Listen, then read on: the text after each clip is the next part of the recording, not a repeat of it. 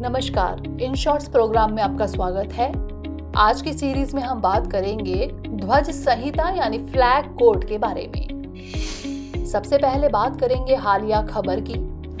हाल ही में भारतीय ध्वज संहिता 2002 को 30 दिसंबर 2021 के आदेश द्वारा संशोधित किया गया। बात कर लेते हैं भारतीय ध्वज संहिता 2002 की। भारतीय ध्वज संहिता 2002 तिरंगे के अप्रतिबंधित प्रदर्शन की अनुमति दी जब तक कि ध्वज के सम्मान और गरिमा का सम्मान किया जा रहा। इसे 3 भागों में विभाजित किया गया है। तिरंगे का एक सामान्य विवरण, सार्वजनिक और निजी निकायों और शैक्षणिक संस्थानों द्वारा ध्वज के प्रदर्शन पर नियम और सरकारों और सरकारी निकायों द्वारा ध्वज के प्रदर्शन के नियम। इसमें उल्लेख है कि तिरंगे का उपयोग व्यावसायिक उद्देश्यों के लिए नहीं किया जा सकता है। इसके अलावा ध्वज का उपयोग उत्सव के रूप में या किसी भी प्रकार की सजावट के प्रयोजनों के लिए नहीं किया जाना चाहिए। आधिकारिक प्रदर्शन के लिए केवल भारतीय मानक ब्यूरो द्वारा निर्धारित विनिर्देशों के अनुरूप और उनके चिन्ह वाले झंडों का उपयोग किया जा सकता है। गौरतलब है कि इससे पहले राष्ट्रीय ध्वज का प्रदर्शन, प्रतीक और नाम, अनुचित उपयोग की रोकथाम अधिनियम 1950 और राष्ट्रीय सम्मान के अपमान की रोकथाम अधिनियम 1971 के प्रावधानों द्वारा शासित होता था। अब बात कर लेते हैं हाल ही में हुए संशोधन की।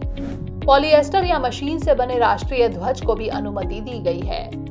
अब राष्ट्रीय ध्वज हाथ से काते, हाथ से बुने हुए या मशीन से बने कपास या पॉलिएस्टर, ऊन, रेशम या खादी से भी बनाया जाएगा। यह नियम ध्वज संहिता ध्वज के सही प्रदर्शन को नियंत्रित करने वाले पूर्व मौजूद नियमों को प्रतिस्थापित नहीं करेगा। हालांकि यह पिछले सभी कानूनों, परंपराओं और प्रथाओं को एक साथ लाने का एक प्रयास करेगा। संस्कृति मंत्रालय के अधिकारियों के अनुसार 75वें स्वतंत्रता दिवस तक देश भर में 20 करोड़ से अधिक घरों तक पहुंचने की योजना है।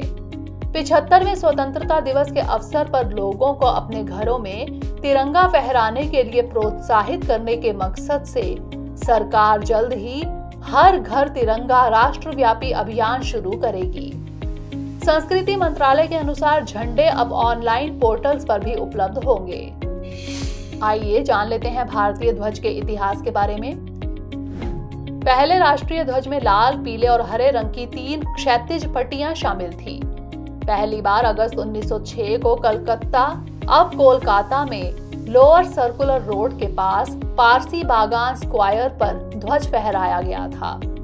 बाद में 1921 में स्वतंत्रता सेनानी पिंगली वेंकैया ने महात्मा गांधी से मुलाकात की और ध्वज के एक मूल डिजाइन का प्रस्ताव रखा, जिसमें 2 लाल और हरे रंग के बैंड शामिल थे। कई बदलावों से गुजरने के बाद 1931 में कराची में कांग्रेस कमेटी की बैठक में तिरंगे को हमारे राष्ट्रीय ध्वज के रूप में अपनाया गया था। 22 जुलाई 1947 को हुई संविधान सभा की बैठक के दौरान भारतीय ध्वज को उसके वर्तमान स्वरूप में अपनाया गया था। अंत में जान लेते हैं इससे जुड़े कुछ अन्य तथ्य। संविधान का भाग 4A के अनुच्छेद 51A में मौलिक कर्तव्यों को निर्दिष्ट किया गया है, जिसमें कहा गया है कि भारत के प्रत्येक नागरिक का यह कर्तव्य होगा कि वह संविधान का पालन करे और उसके आदर्शों और संस्थानों, राष्ट्रीय ध्वज और राष्ट्रगान का सम्मान करे। आइए अब नोट कर लेते हैं आज का प्रश्न। संविधान सभा द्वारा राष्ट्रीय ध्वज को कब अपनाया गया था? 24 जनवरी 1950, 26 जनवरी 1948, 22 जुलाई 1947 या फिर 15 अगस्त 1949? इसका उत्तर हमें कमेंट सेक्शन में जरूर भेजिएगा। अगले सेशन में किसी नए टॉपिक के साथ मिलेंगे। तब तक के लिए धन्यवाद।